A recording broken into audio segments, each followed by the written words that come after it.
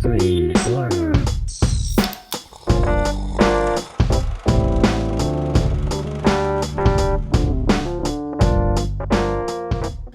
Hello and welcome to Screen Slurps, the movie review podcast where we discuss the good, the bad, and the savage in the world of cinema. I'm Adam Meisner. And I'm Laura Herlocker. And this week we be talking about the Irish film that just be coming out not too long ago. Well, it be a few months ago, lassie. It was the Banshees of Inisherin. The accent started off at first. I thought you were doing like a 1950s news reporter, but then you steadily got stronger with the Irish accent. I got you at the end. What the feck you tinkin' me talking about?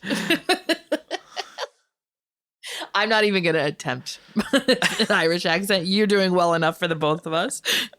It was quite the thing to listen to when we were watching this movie with the Irish accents and everything. But This movie does take quite a strong, prominent place. The only place is Ireland in this movie. It is a fictional place, though. Inisherin's not a real place. But Ireland's not a fictional place. Ireland's real, but the island where the movie's set isn't real.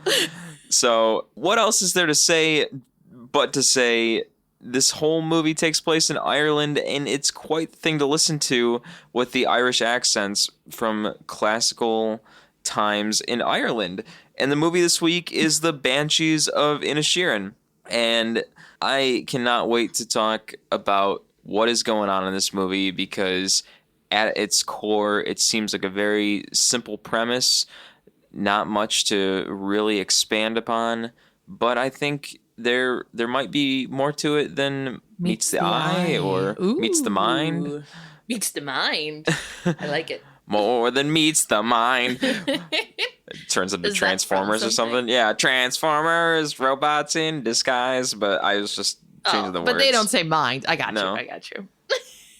We've been talking about Transformers a lot lately, I feel like. Yeah. It's because of the BattleBots. It's because we've been watching BattleBots. But anywho, before we get into the movie of the week and turn it into some Transformers spiel, because there aren't any Transformers in Banshees of Inisherin, unfortunately. No, that would... Irish robots. That would make it a very different movie if we got the Transformers Optimus Prime, roll out, lassie.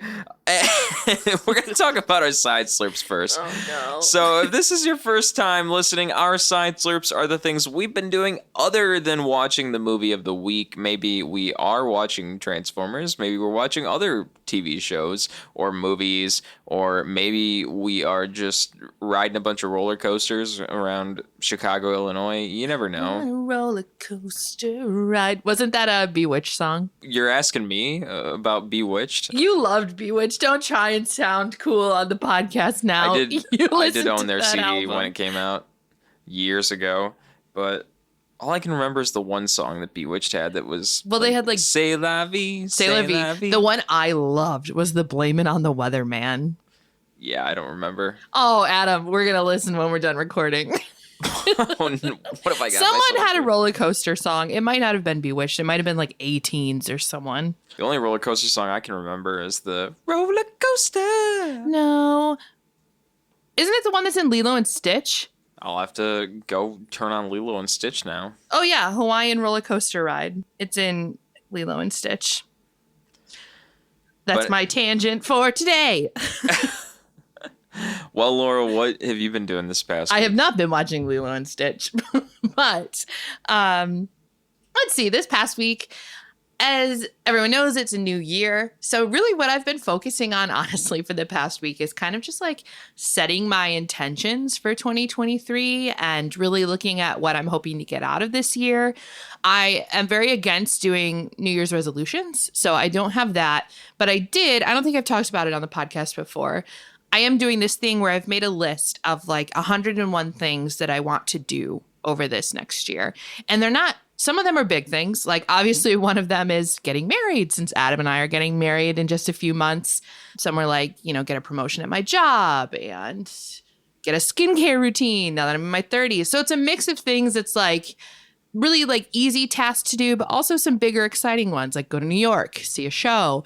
So yeah, I had a lot of fun kind of making that list and kind of thinking about this next year and what all we can do and looking forward to our wedding. And I think it's going to be a That'll really good nice. year. I think 2023 is going to be a really good year. Yeah, It started off good already, so. that's good. So yeah, like I said, just kind of setting intentions for the year. I also am in one of my reading kicks, so I've been reading quite a lot. I just read Written in My Own Heart's Blood by Diana Gabaldon. So I think it's the 8th book in the Outlander series. If you know Outlander, it's been made into a TV series now on Stars, I believe. And it's about this woman who is from like 1940s, 1950s in England. So they fought in World War II, and she travels back in time through these stones in Scotland and ends up in like the 1600s Scotland. And it's like a love story, and it's got a bit of obviously fantasy to it as she's a time traveler, but it's really interesting because it's like so set in like historical events that happen. They start in Scotland, and there's like the wars going on. We have Culloden, and then they end up in America, actually. And so the book I just read, they're in America, and it's like the Revolutionary War. So we're in the 1700s.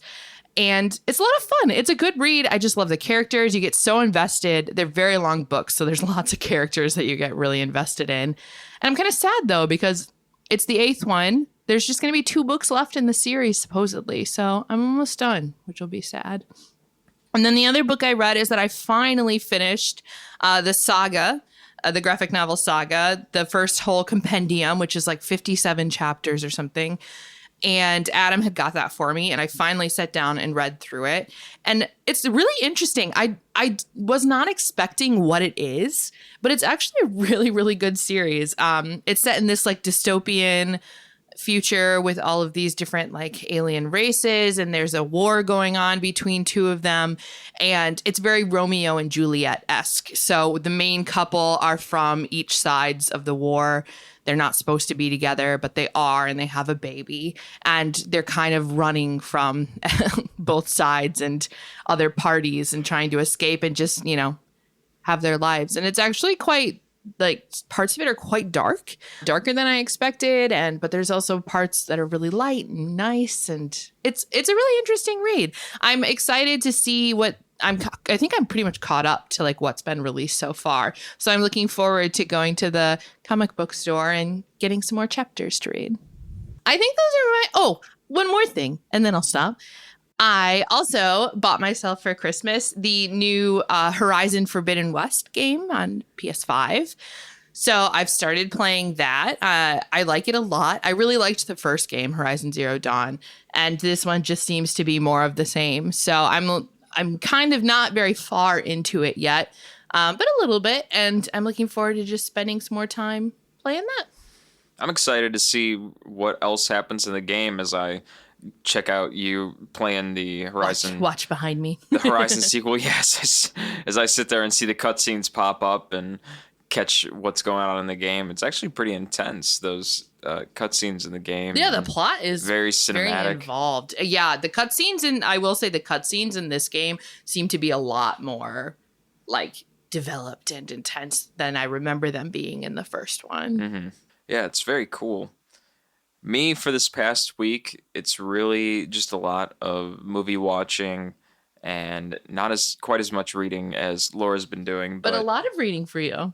Yeah, I did not read much books at all last year. So starting off this year trying to read a little bit more than I typically do ever. So I read the entire Hitchhiker's Guide to the Galaxy book, and then I watched the movie Hitchhiker's Guide to the Galaxy, which really, to be honest, they really kind of compare equally to one another.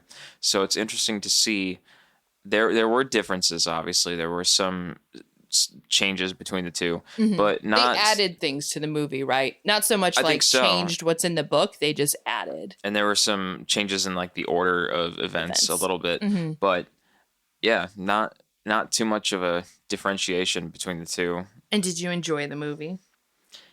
Yeah, I mean, I enjoyed watching it, and it was fun to see, but I think it was interesting to think that reading the book first and seeing how that all played out, and then watching the movie and just already knowing what to expect out of reading that book and then seeing the movie, how that went. It was like, wow, I know exactly what's going on here.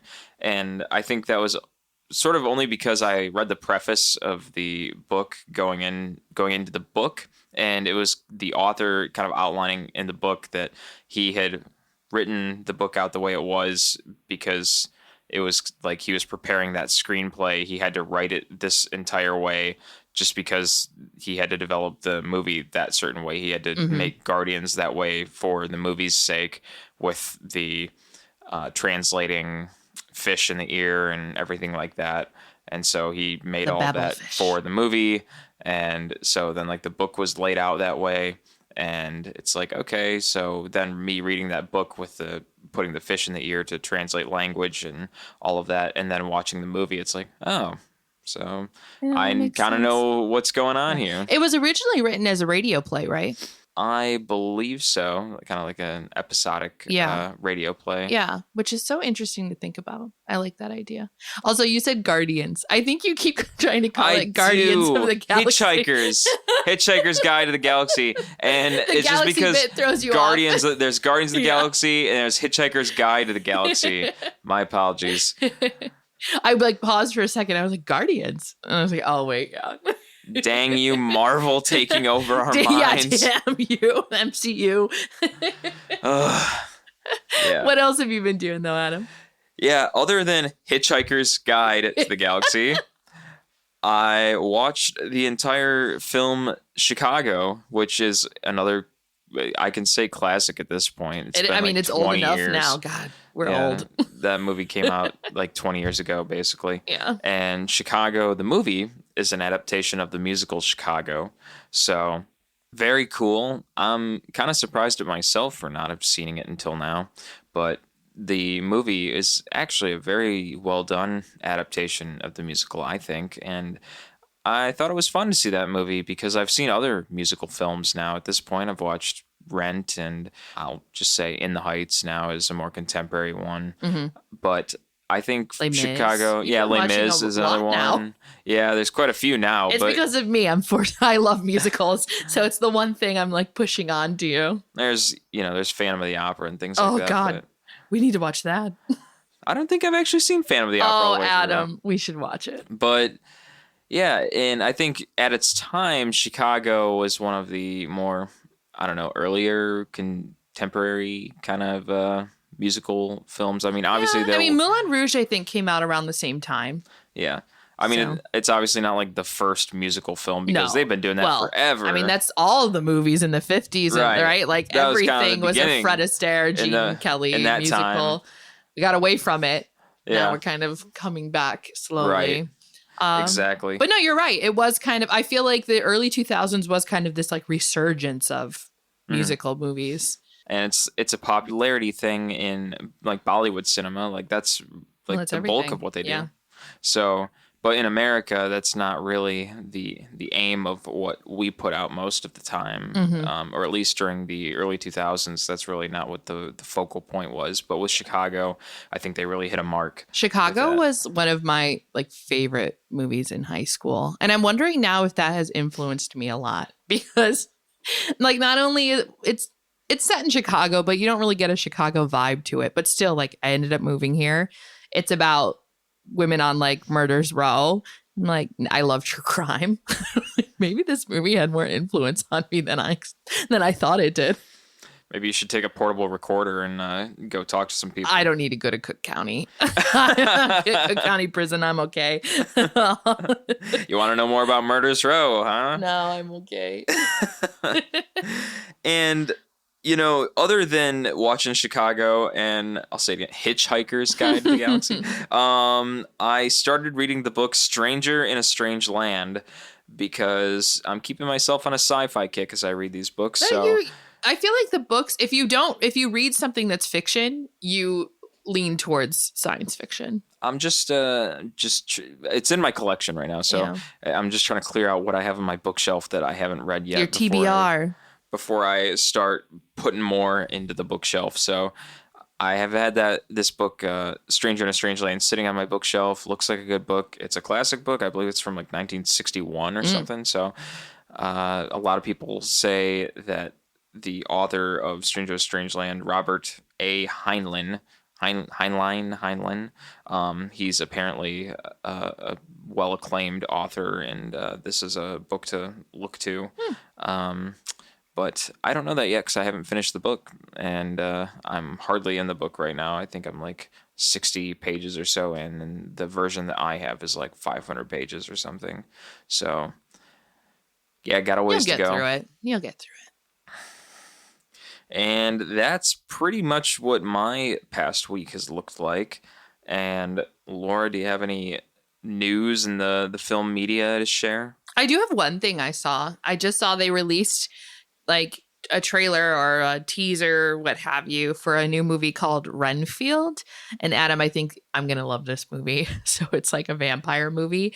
And it's with Nicolas Cage and Nicholas Hoult. And they should definitely get some more Nicholas actors in there. But like Nicholas Hoult, I get being in a vampire movie, right? Like he was in Warm Bodies, that zombie movie. I feel like he very much fits the vibe. There's just something about Nicolas Cage playing like a Dracula character that gets me really excited. So I am looking forward to this Renfield movie. Whenever that comes out, I didn't really look too much into it, but that should be really, really exciting. Yeah, I mean, it sounds really exciting, and I'm curious to see what Nicholas Hoult and Nicolas Cage together as a combo, what that would be like. And I just feel like Nick Cage as a Dracula character, that would just be, in my first, general opinion, would be hysterical. Say what you will about Nicolas Cage. I think he's one of the few actors that can play like such a variety of roles. Like, look at his career. I mean, you have like Raising Arizona, which is like this weird comedy. He plays this kind of like white trashy kind of character, right? Then you have like Moonstruck, where he's the romantic lead, like a bad boy. And then you have Mandy, it's like horror film. Like he came National Treasure. Like he can play such a variety of characters. He definitely has not gotten into like his shtick, his niche, right? And played one type of person. Yeah. So that's why I'm excited to see him as Dracula, because it's just like another version of Nick Cage. He's been around the block in terms of what he can play. And so, I mean, it's kind of like if you have an idea and you're not sure who to cast, then just put Nick Cage in there. He can do anything. Yeah, it's fun to think that's what you would do in that situation. I think people should be much more open-minded about a lot of actors when it comes to that kind of thing. When it's like, what kind of character do I want for this role? And it's like, just clear the palette and go with your gut when it comes to casting some people in that regard. Yeah, I agree. I don't like when an actor gets like stuck in one role and that's all he does. And with that being said, I think with that, we're going to discuss this week's film, The Banshees of Inisherin. Inisherin. That's a tough word to say. As he says in the movie, he just likes it because of the double sh sounds. Inisherin? Banshees of Inisherin. This week's film, The Banshees of Inisherin, directed by Martin McDonagh, written by Martin McDonagh, produced by Graham Broadbent, this is a tough one, Peter Chernin, Martin McDonagh, starring Colin Farrell, Brendan Gleeson, Carrie Condon, Barry Keegan, and many more. And Jenny as Jenny, the miniature pony. Yeah, we can't forget Jenny, the miniature donkey. Sorry. She's not miniature donkey. The donkey's real name was Jenny. Yes. That's why her name was Jenny in the movie, because they were afraid if they used a different name, she wouldn't react. I mean, I think it's great. We'll talk more about Jenny. I think that's fantastic. Cinematography by Ben Davis, music by Carter Burwell, production companies.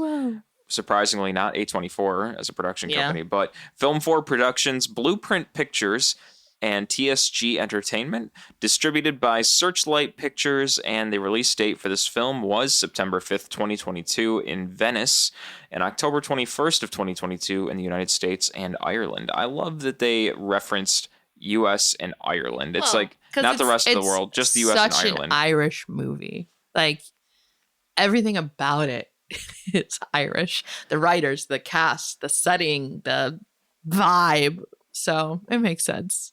I mean, the movie, it's literally filmed in Ireland. So, It's all Ireland. yeah.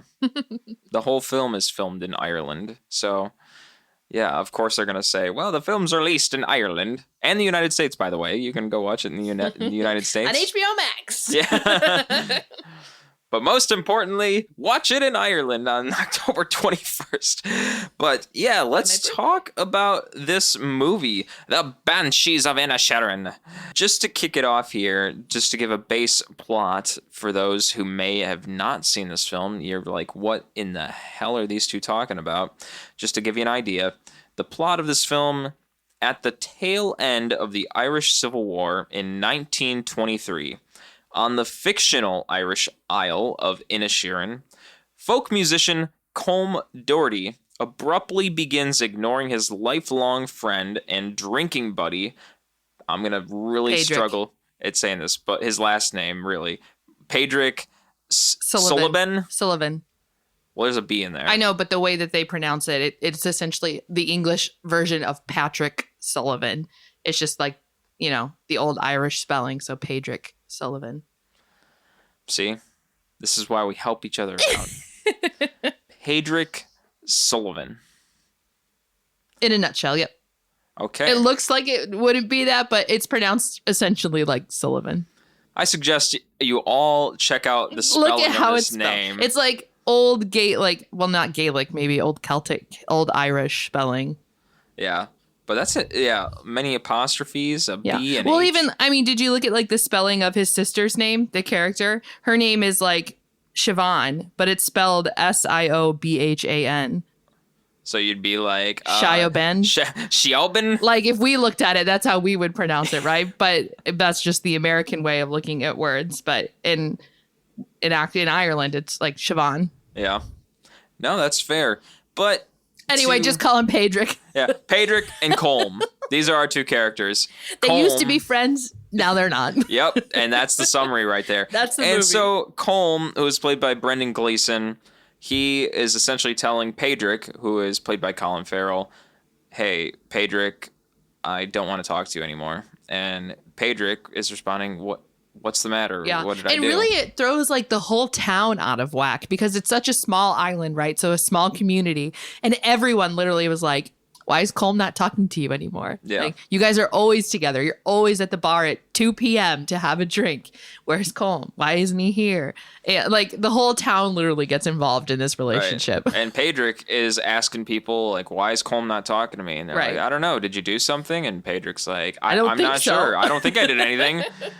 And so they're all trying to kind of figure out what's going on. And finally, when there is an answer, which does happen pretty soon in the beginning of the movie, Colm just tells Pádraic, I think you're dull. I don't want to talk to you anymore. Just suddenly, you're dull. Yeah, you're dull. I don't want you to talk to me anymore. Well, I want you to definitely leave me think alone. it seems like Colm, it's like he's having a bit of a midlife crisis or this like depressive episode. And he kind of starts thinking like, what am I doing with my life? You know, we go, we have a drink, we chat about nothing, right? He's like, I listen to you talk for like hours about your donkey and that's it. That's all we do. And Colm is realizing like, I want to do something. I want to create something. Right. So he has this idea that he wants to spend out his days writing like this great masterpiece, this musical composition that'll be he'll be remembered for.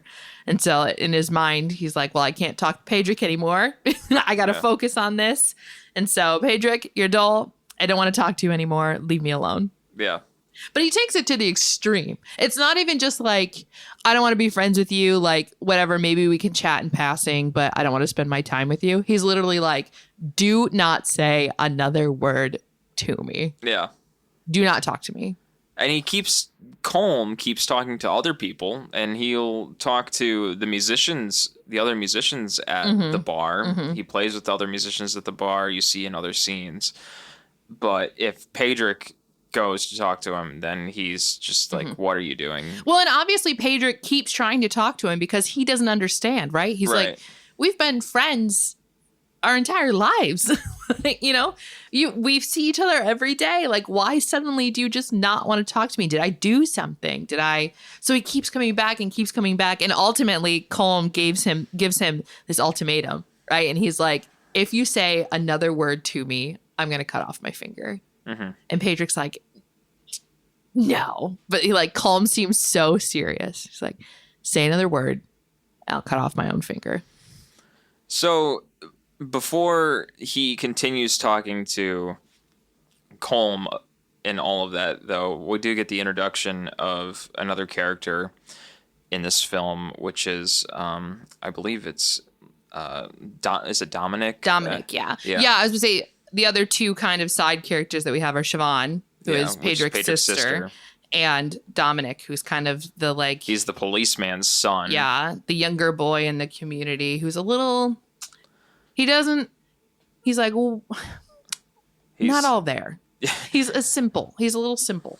Yeah. But he seems like such a sweetheart.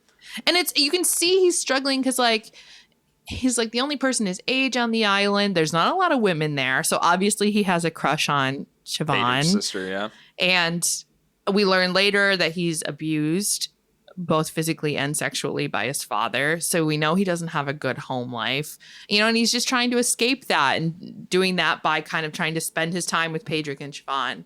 And my heart goes out to his character, Dominic. I thought he was a good little character. Yeah.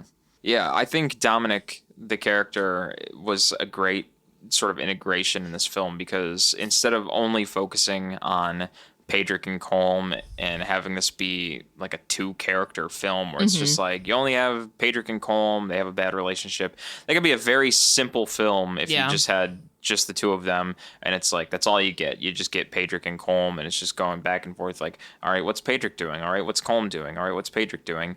You have Pádraic's sister where she'll kind of interject with Pádraic, and Pádraic is talking with her I don't know what's going on, and I'm going to go do this. And she'll start to give him advice. What the fuck are you thinking? Why are you doing this? The person that distributes the wisdom in this movie. Yeah. Because she feels very trapped. As exactly what you're saying, though. It's nice that we have these additional characters because then we get a little bit more. As you're saying, we get to see... I feel like Pádraic is the main focus of this movie, right? And we see it's mainly on his relationship with Colm, but we also see his relationship with Siobhan. We also see his relationship with Dominic. And then we get to see a little bit about their own personalities, too. Siobhan feels very trapped on this island. She's well-educated. She reads a lot, which no one else does, and they kind of judge her for it a bit. She's wanting to, escape, right? And do more and... Mm-hmm. Go out in the world. And poor Dominic, he's just wanting to fit in and probably escape his father. Yeah, and he doesn't want to be trapped with his abusive policeman dad. Yeah. And he's trying to explain that to other people that will listen to him. I mean, he doesn't have anyone to talk to really except, no one. I mean, he can't talk to his dad, obviously, because Pádraic's the one person that he does. The only person he can talk to.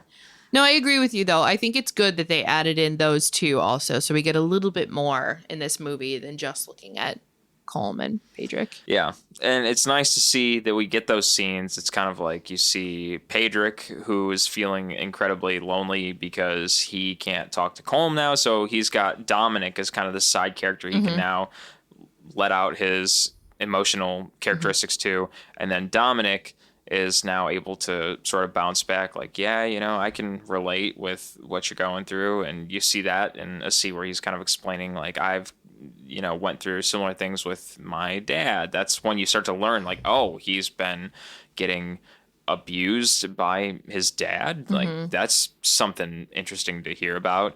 It's very unexpected, but that's a good introspective on a small Irish community in the early 1900s. Yeah. But I think that's the real trait of this film that's what makes it very interesting is the psychological aspect of this movie, because at the surface you might think going in it's just a movie about two people that don't get along. Where's the interest in that? You might be thinking that. You might be thinking why do I care? Just two people just can't get along. But I think it's much more about the mental aspect of just what is the like struggle with this relationship, or like how do they cope through that? Like how do they like redevelop this friendship, or are they going to redevelop a friendship? Right. How do you move on from that? Is there a way that they're going to redevelop a friendship? And then as the viewer, I want to see that. I want to see like how they're going to cope through all of this, if they can at all. And again, it may be something very simple at its base, like premise, that it's just a matter of like these two people not getting along, but it's so much more than that, because the director is feeding in these supporting characters where it's like you've got Pádraic's sister, you've got the policeman and his son. Like the policeman doesn't show up too many times, thank God, but he's a character, and he's not a very nice one. No. But his son Dominic, who plays a very well part of this movie, to kind of come in and be Pádraic's friend. And then you've also got the bartender at the bar that Pádraic goes in and talks to. Yeah, you really see how like small and close the community is with all these other characters. And the one character we haven't even mentioned yet, right, is the Banshee. I mean, who I'm assuming is the Banshee.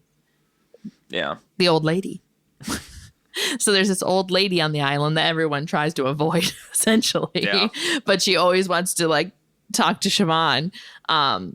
And so I interpret her to be the Banshee, because essentially what a Banshee is, right, is in like old folklore, like a fairy woman who kind of foretells a death in the family. So that's what a Banshee was. And, you know, at one point they even say like there's no Banshees in Ireland, or in Inisherin. But I definitely think that's the role of the old lady in this movie. Because what does she do? She kind of tells them that there's going to be 2 deaths. Yeah, she tells Pádraic that there's going to be 2 deaths. And then it's just kind of like... So she is the Banshee. Yeah.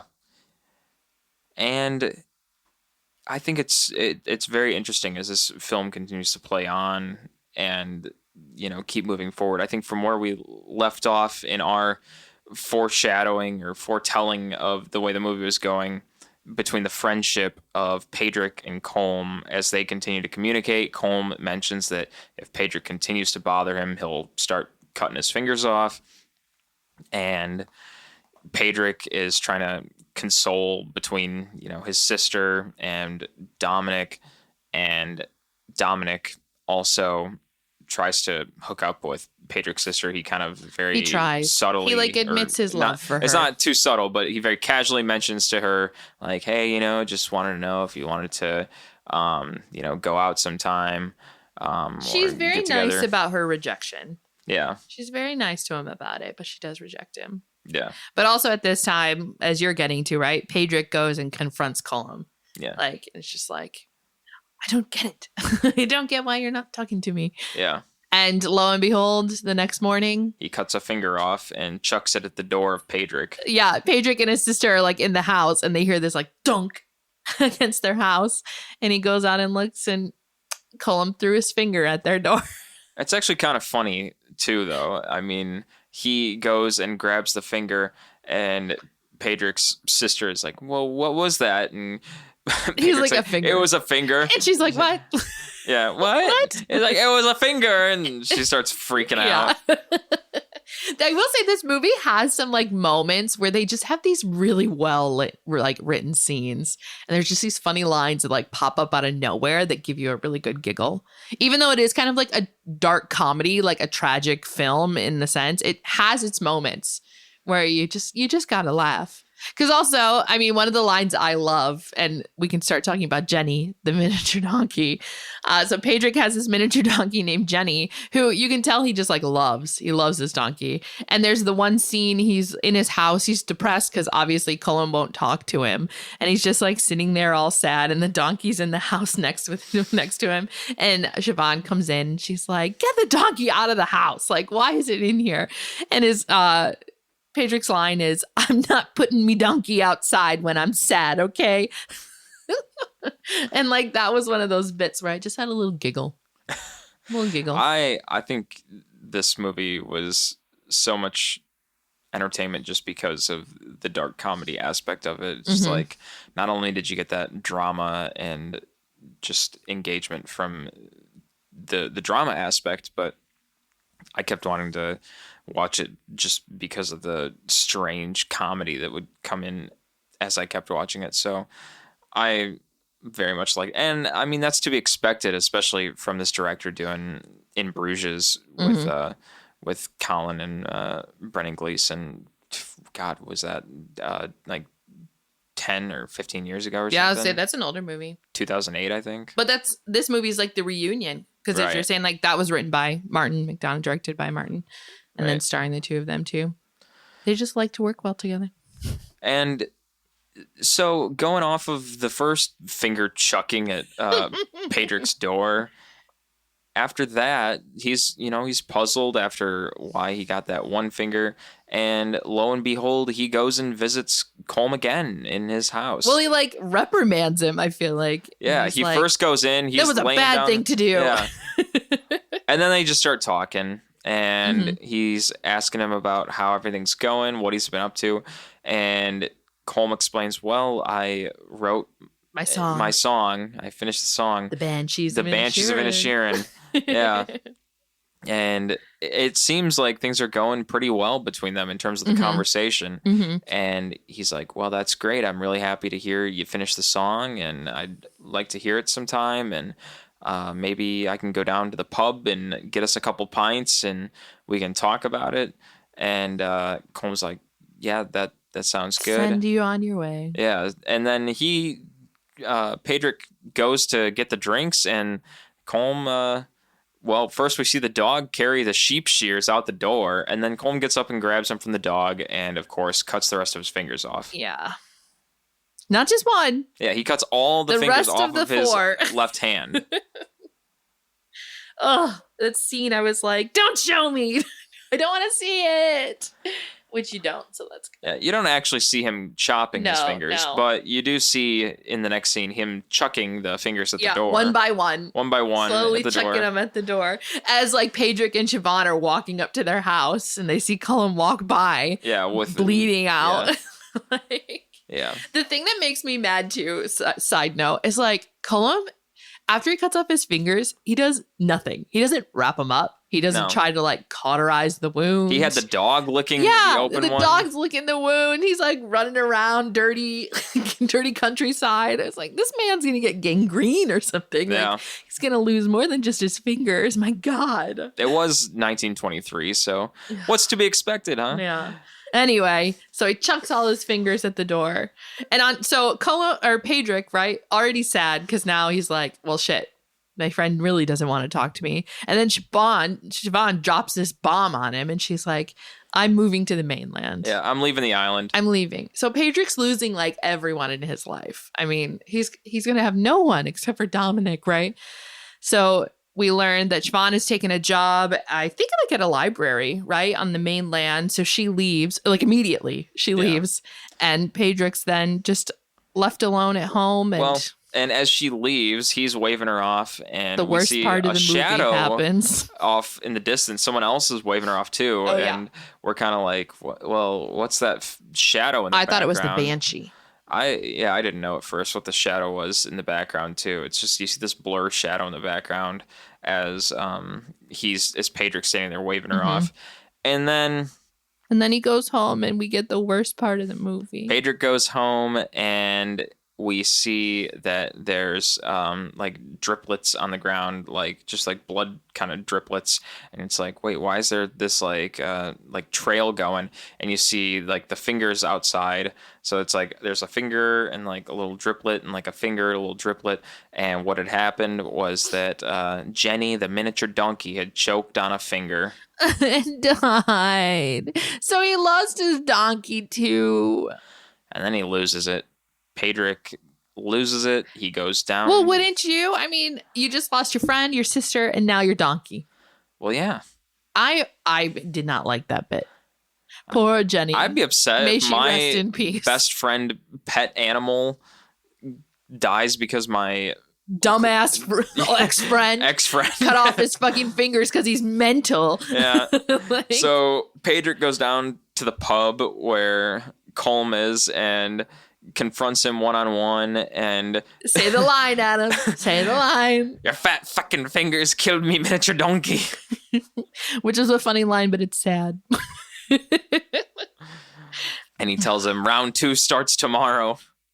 Yeah, at this point, Pádraic's like fucking done with everyone's shit, and he loses it now. So not only is Colm going like had lost it and going through his midlife crisis, now Pádraic has joined him. Yeah. So I think if I remember correctly, Colm when Pádraic confronts Colm at the pub, Colm is explaining like, yeah, are we through now? And then Colm's like, no, your fat feckin' fingers killed me, miniature donkey. Yeah. And he round 2 starts tomorrow. pretty much tells him, he's like, I'm going to burn down your house. Yep. Tomorrow, I'm burning down your house. Make sure your dog's not inside. Yeah, make sure your dog's not I don't want to inside. kill your dog because I like animals. I don't give a fuck about you. You can be inside that house, but get the dog outside. So the next day, what does he do? Next day, he lights the house on fire. The dog is Yeah, I outside. was gonna say, he does take the dog. So you can tell that Colm made sure the dog was outside, and Pádraic looks inside. Colm is sitting inside the house, and Pádraic lights the house on fire and takes the dog and walks away. And that's not the end of the movie. No. The movie continues. Yeah. Pádraic goes back to see after all is said and done, and the house is burned down, but he sees Colm is on the beach, and the dog runs to him. Yeah, and he they well, I think I jumped over, or I might be doing this backwards, but Pádraic's sister reaches out to him and asks if he wants to stay on the island or not. Well, she's like, I have an extra room. Like, you could come to the mainland with me. Is that after he goes back to the beach, though? Or No, he gets that letter earlier, like right after Jenny dies. He gets that letter. Oh, okay. Yeah. So, okay. So after Jenny dies, then she's asking if he wants to stay on the beach I or think not. he feels like he can't leave, though, right? Like, this is his home. Even though he's lost so much. And then he goes to confront Colm. Yeah. Okay. Yeah. So, jumping back to what we were just talking about, he goes, after burning the house down, he goes back to see if all is said and done. Colm's house is burned down. The dog is alive, but he sees Colm standing on the beach. Mm-hmm. And he walks up to Colm, and Colm turns to him and says, like, hey, my house is burned down. Can we move past this now? Yeah. Well, he apologizes. Like, he apologizes for killing. He himself didn't kill Jenny, but indirectly. He does apologize for the miniature donkey. And he says, like, Jenny's death. You've burnt out my house. We're even. Right? Yeah. Like, let's just call an end to this. And Pádraic, right, says, like, well, it would have been ended if you had stayed in the house. Mm-hmm. Essentially being like, only if you had died would I have felt justified and that we're even. Yeah. And like, damn. And that's the movie. Damn, Pádraic. Well, but also, so the Banshee, right? Oh, the Banshee also ran into the foretold police. 2 deaths. Yes. 2 deaths. So Jenny obviously is one of them. And then we see the policeman is going to Pádraic's house, probably to like arrest him for burning down Colm's house. But the Banshee kind of grabs the policeman and leads him towards, unfortunately, Dominic's body. It seems like, I think what it's alluding to is that he was the shadow on the cliff when Siobhan left, and he jumped off and killed committed himself. suicide. Yeah, probably because he realized, like, she was the one person that was maybe kind of helping him be safe, right? Because he could like go to their house and kind of escape his father. And with her leaving, he just realized there was nothing for him, which is really sad and unfortunate. Yeah. So then Dominic is the second death that the Banshee foretold. And that's where it ends. It's crazy. It's really just I think there's a lot of deep psychological thought in all of that. Mm-hmm, mm-hmm. Like I said, it's very much it's a good introspective on small communities, relationships. And I mean, to get away from the plot then and talk about other things, like visually, the movie is stunning. Mm-hmm. I mean, it's, as we said, it's filmed in Ireland, and just, you know, the beautiful like countryside and the cliffs and the like village. It's just, it's a beautiful film, beautiful to look at. The acting is great. I mean, Colin Farrell and Brendan Gleeson, like they're amazing actors, obviously. And I feel like their chemistry together is so good also. And so there's lots of really good things about this movie. Makes me want to see what Ireland is like. Well, we might be going for our honeymoon. Check out the shot locations for the Banshees of Inisherin.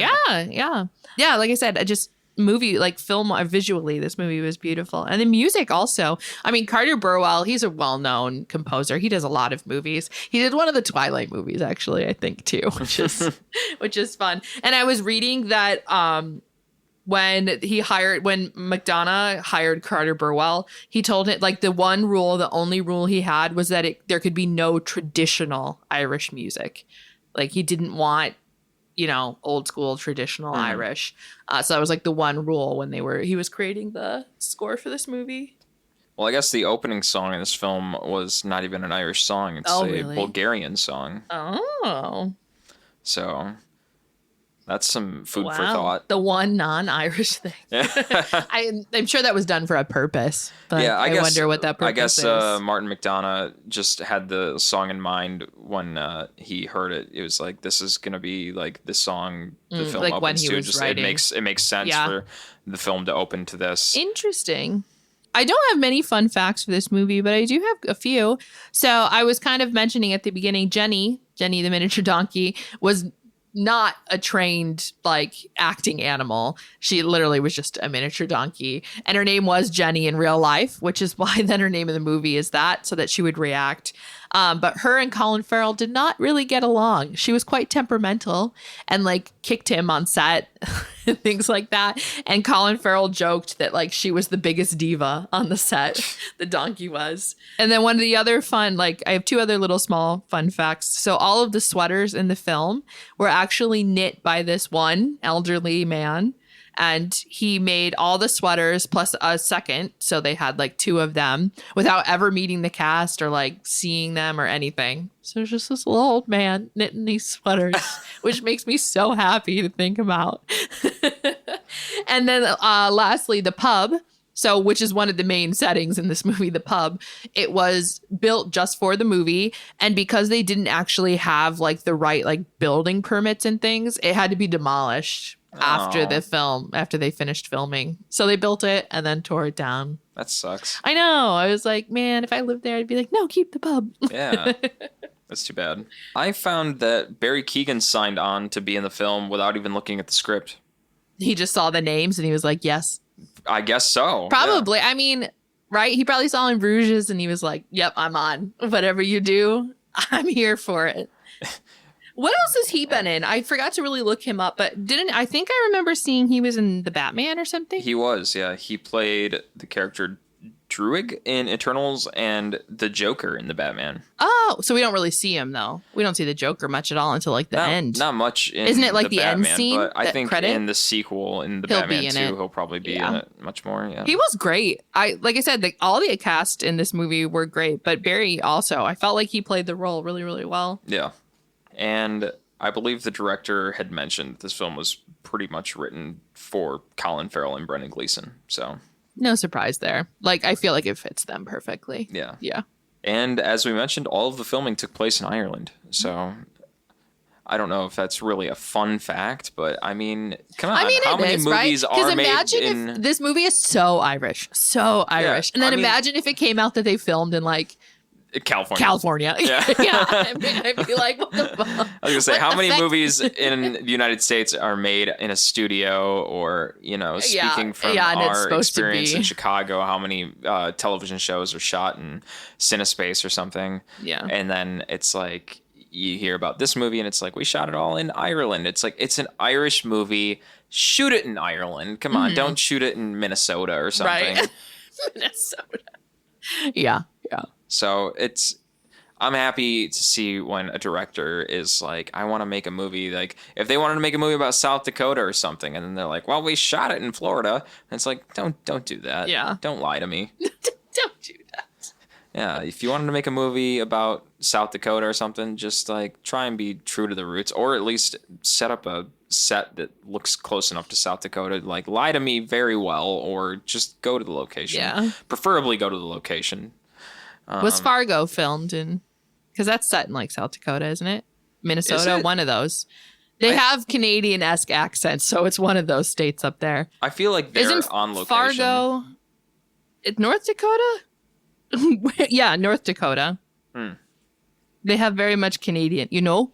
You know? Don't you know? So I wonder if the movie was actually filmed on location. Anyways, that's a little side tangent that I like to go on. Let's talk about the reviews of this movie, Adam. So I was taking a look, and Rotten Tomatoes, one of our favorite sites, has a 97% critic score and a 76% audience score, which doesn't surprise me. We've talked about this before, right? Whenever movies are quote unquote slower, audiences aren't as jazzed. But critics love them, right? That's like what the Best Picture awards are for. Like go-to is these like slow, introspective, like really deep movies, and audiences just want shoot 'em ups. Yeah. So And it doesn't surprise me that the audience score is a little lower. Whenever the movie is a pile of garbage, the critics are like, "Man, this movie sucks," and the audience is like, "Wow, Give that's me so more. good." I mean, we can't talk shit about it because sometimes we feel the same way. Like I love a good shoot 'em up every Yeah. now and then, but I also love like introspective, slow thought movies. Or like, come on, doesn't everyone want to watch B-movie? No. This is the one thing Adam and I fight about in our relationship. The one thing we disagree upon is the B movie. I'm not saying a B movie. I'm saying the B movie. That's what I said. The B movie. Terrible. It's not good trash. It's trash. It knows it's trash. But that doesn't make it any better. That'd be like suggesting, no, Sausage Party, I think, falls farther down the ladder than B movie. Maybe I refused to watch it. So I did watch B movie, but anyway. Did you see any other reviews for this, Adam?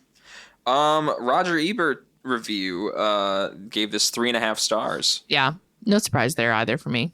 So, I mean, pretty much everyone is just giving this movie high praise for the acting, you know, the chemistry between the two of them, and the writing and everything. So I definitely think it's going to be nominated for Best Picture. It just got like 8 nominations or something for the Golden Globes, I believe. yeah, I mean, I think it's well worth the praise. I think there was one film critic for some paper or something, the Boston Globe or something like that. Definitely misquoting. There was one paper, I cannot remember entirely, but they didn't like it. It was just too slow for them. But just think about it. Just know that there's one critic out of the many that's like, Well, too I'm slow. sure there's more also. But I definitely think this movie will be nominated for Best Picture at the Academy Awards this year. It's kind of already been up for Best Picture for some of the other like smaller awards, right? So like the Critics' Choice Awards, the Golden Globes, the BAFTA, I think. So I would not be surprised if this also gets a nomination for the Academy Awards. Well, I see from an article here from an article online that the Banshees of Inisherin is named the best picture by the Chicago Film Critics Association. Woo, Chicago. There's lots of Irish here in Chicago. So. Gosh. But yeah, I think that's all I got for this movie, Adam. Yeah, I think that's me. That's what I got for now too. So with that being said, I think that brings us into the slurps up or slurps down section of our review for this week. Slurps up being we recommend it. We think you should check it out. Check it out. We think you should check it out, me boy. We think that you should check it out. and go watch it, or slurps down, which means we don't think you should watch it. We don't think that you should go see this movie, and we think that, keep your eyes closed and keep your friendships stable. Laura, what do you think? So I'm going to be controversial, and you're going to get mad at me, Adam. But overall, though I have said many good things about this movie during this episode, I honestly think for the general masses that I'm going to give it a slurps down. And I know that's controversial, and I know you're going to be mad, but I just feel like, I don't know. I mean, I get it, right? Like, it's deeper. You have to think about it. It's this about relationships and this community. But at the same time, like, it was slow. It was slow. And it just, at times, there was a plot, but I felt like there was not a plot. Like, we were just kind of meandering along. And it just, I don't know. It just didn't do it for me. But I'm torn because obviously the acting was great. Like, I get what they were going for. To me, I don't feel like it accomplished what I wanted it to do. And so if someone was to ask me honestly if they should go and watch it, I think I would say you don't need to. So I think that's why I have to give this a slurps down, which hurts me, but I'm telling the truth. Mic drop. I'm out. Well, I think that's safe for you to say, and on my own opinion, I think inside he's like, "That's dumb. You're an idiot. How dare you?" I wouldn't go that far. I would still give this a slurps up. I think the acting in this movie is very well done. I think the way the film looks is incredible. I think the cinematography is fantastic, and I think in terms of a plot, I think it's just so deep for what it is, and still being such a simple concept of starting off with just the base principle of being like, what is going on with these two characters' friendship. That is really what it is at its core. But then trying to see what is developing as the film goes on, if they're going to be fixing this or kind of rekindling this friendship throughout as the film progresses. It's tricky. That I think that was what made me so interested in watching this film as it progressed, was trying to figure out where the film was going in terms of that from a psychological perspective with the characters, trying to understand their psyche, I'll say, as I watch this movie. That's really kind of what interests me in a lot of movies, is trying to understand what the mental factor of our characters is when you're watching movies. I mean, it's the interest for a lot of people when you're watching movies, trying to understand a character's mentality and what their true character is. And I think with this movie in particular, that was the biggest peak interest, was seeing the difference in psychology between Pádraic, Colin Farrell's character, and Colm, Brendan Gleeson's character, and going this mental feud back to back, as other characters kind of sprinkled in throughout the film. Mm-hmm. Maybe it's too slow for some people as they watch it, and they're like, "Where are the guns? Where's the violence? Where's more? It's not some kind of Fast and Furious movie. It's not like we got high speed racing, but." I don't think you need that with this movie. It's just a matter of trying to understand something real between these characters. So I think that's what made it very interesting for me. And watching something real with these characters in Ireland with good music and just a very good trying to understanding the establishment of relationships. So definitely putting that up there as a slurps up. And with that being said, that wraps it up for this episode of Screen Slurps. Be sure to follow us on social media at Screen Slurps on Instagram, Twitter, Facebook, and TikTok. And be sure to listen to us on Spotify, Ghana, or any other podcast streaming service out there. And if you enjoy what you hear, slide on over to Apple Podcasts and give us a 5-star rating. It will help us a lot. And if there's any crazy movies that you want to hear about, let us know. Leave a comment on one of our social media pages, and trust me when I say we will be sure to talk about it. So, closing out, I'm Adam Meisner. And I'm Laura Herlocker. Slurps up, and we will catch you later. Later.